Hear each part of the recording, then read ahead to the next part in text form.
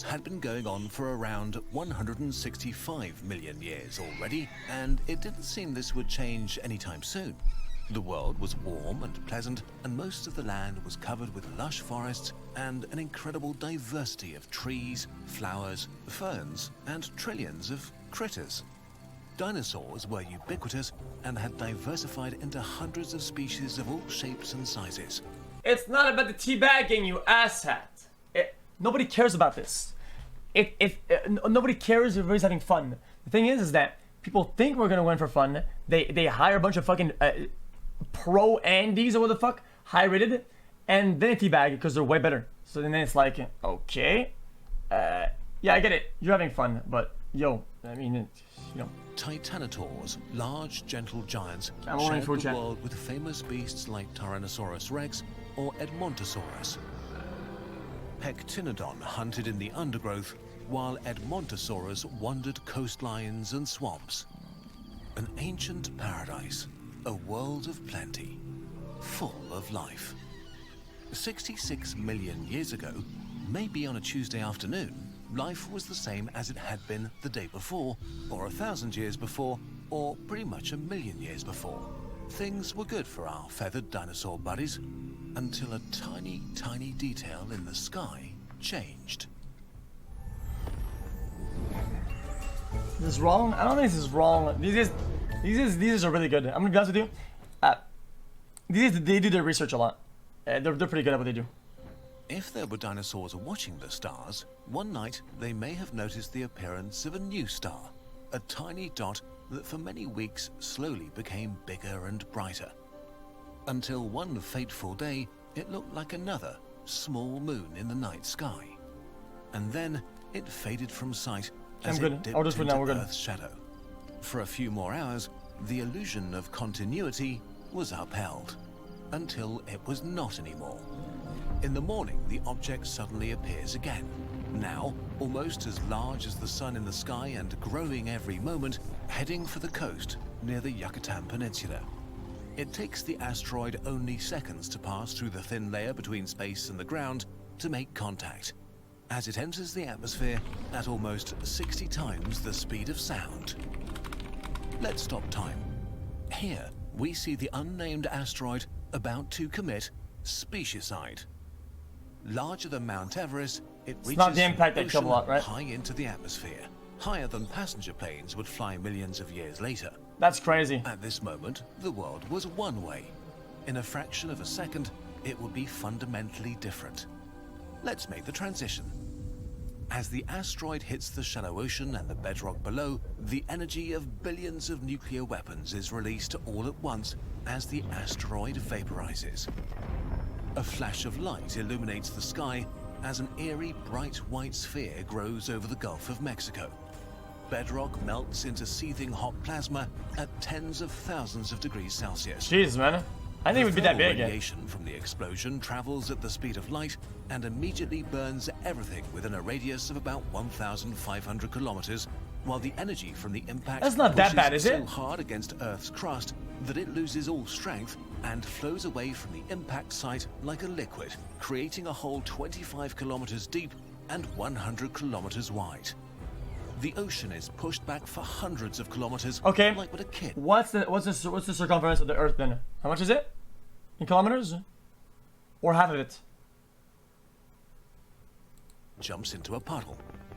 40,000. Bounces back, melted and flowing crust forms a temporary mountain It's not that bad stretching 10 kilometers into the sky. That's pretty big. An incredible amount of material is blasted into the higher atmosphere or even out into space, as much as 60 times the original mass of the asteroid. The violence of the strike is felt everywhere on Earth within minutes. A magnitude 11 earthquake may be the most powerful quake any living thing has ever witnessed in billions of years. It is so insanely strong Wait, is it that 9? in India, it might have shaken gigantic lava fields and causes volcanic eruptions that would last 11? for 30,000 years and cover half of the Indian subcontinent with lava. Even on the side of Earth opposite the impact, the ground still moves. Isn't that like on the Richter scale or whatever, which is exponential? Which means that 11 is like an upwards bar for like an hour, dude. Several meters. Nobody would sleep through this day. The gigantic explosion crashes against the atmosphere with unprecedented violence and causes a shockwave that reaches speeds of more than 1,000 kilometers per hour near the site of impact, similar to the hyperhurricanes on gas giants like Neptune. In Middle America, basically any soil, vegetation, or animal is just shredded into pieces and catapulted thousands of kilometers away. Now, the previously displaced oceans return. As the temporary mountain at the site of impact collapses, a ring of tsunamis as high as 1 kilometer, enough to cover all skyscrapers humans would ever build, heads in all directions. As they crash into the coasts of the continents surrounding the impact, they will drown thousands of kilometers of coastline. 15 hours later, some of the waves that get refracted around South America will still tower as much as 100 meters into the sky. But we still haven't talked about the worst thing yet. A lot of the debris yeeted into space will orbit Earth for thousands of years. Some may hit the Moon or even Mars. But most of it comes right back. When things fall through the atmosphere at such speeds, they get very hot, as in hundreds of degrees hot. And this happens to millions of tons of material everywhere. This rapidly heats up the atmosphere to insane temperatures. We don't know exactly how hot it got or how long this heat shock lasted, but there are two ideas here. Either the air was heated to hundreds of degrees for a few minutes, or to thousands of degrees for around 1 minute. In any case, the air became as hot as the inside of an industrial oven. How bad the global effects of this were is contested, but if enough heat reached the surface, a lot of plants and animals would have died very quickly if they couldn't bury themselves or escape into caves. The heat, together with raining debris, also may have ignited material on forest floors and sparked wildfires as the Earth rotated under the searing hot plume. In a few hours, massive wildfires were probably burning around. Technically, let's say the video stopped here and all these effects stopped right there. If the dinosaurs, some of them were in caves, they could have still possibly survived, right? And repopulated slowly and came out on top, right? I know there's more, but still. Some of them may have lasted for months and turned Earth into a horrifying, hot, hellish version because then they would have nothing to eat. As the day even still a little bit draws to an end, many of the dinosaurs are already dead, but the worst is still to come. The gigantic plume of vaporized material reaches the upper atmosphere and spreads around the whole globe. Together with the soot from the burning planet and the aerosols generated at impact, the planet sinks into a deep darkness, with only the remaining raging fires illuminating the scenery. Whatever plants survive the firestorms will now be starved for sunlight as global photosynthesis is temporarily shut down. Within days, temperatures crash as much as 25 degrees Celsius. The oceans were especially hard hit. The lack of sunlight killed over 90% of plankton, which form the basis of the food web of marine life.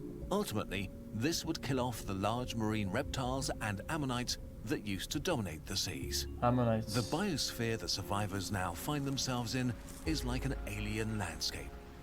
Ash, debris, and the burned remains of the formerly lush and blooming life cover the ground. The sky is dark and it's cold, and fresh food is scarce, while fungi thrive. For months and years, the planet will be a hostile and deadly place. The sudden global winter will last for decades. At least 75% of all species on Earth will just vanish from existence. Wait, that's not that. And so, you know, as the day ends, the world I thought it'd is be all of suddenly different. The continuity that went on for millions of years is no more. The era of the dinosaurs is over. Just like that. Eventually, Guys, from the ashes of the old 75. world, I thought it'd be all of it. emerged. Birds that are the direct descendants of the dinosaurs, and mammals that would eventually become the dominant animals on the planet. Without the asteroid, who knows what life on Earth would look like today?